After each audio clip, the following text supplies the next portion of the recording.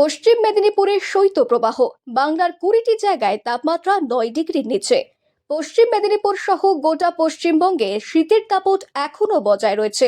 আলিপুর আবহাওয়া দফতরের পূর্বাভাস অনুযায়ী পৌষের শেষ লগ্নেও রাজ্য থেকে শীত বিদায় নিচ্ছে না।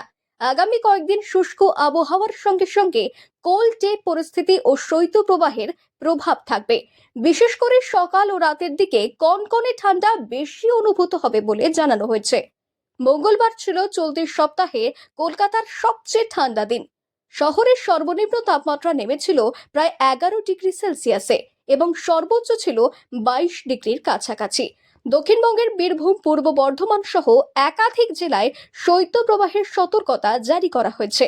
রাজ্যের প্রায় 20টি জায়গায় তাপমাত্রা 9 ডিগ্রির নিচে নেমে গিয়েছে। দিনের বেলায় কিছুটা রোদের দেখা মিললেও রাত নামলেই শীতের কামড় স্পষ্ট হচ্ছে। উত্তরবঙ্গেও শীতের প্রকোপ কমেনি। দার্জিলিং, দিনাজপুর সহ বিভিন্ন জেলায় ঘন কুয়াশার সতর্কতা জারি করেছে আবহাওয়া দফতর। ভোরের দিকে দৃশ্যমানতা কমতে পারে বলে আশঙ্কা করা হচ্ছে। হাওয়া অফিস জানিয়েছে, জানুয়ারির দ্বিতীয়ার্ধে তাপমাত্রা সামান্য বাড়লেও শীত হঠাৎ করে বিদায় নেবে না। ফলে আরও কিছুদিন রাজ্যবাসীকে কনকনে ঠান্ডার মধ্যেই থাকতে হবে।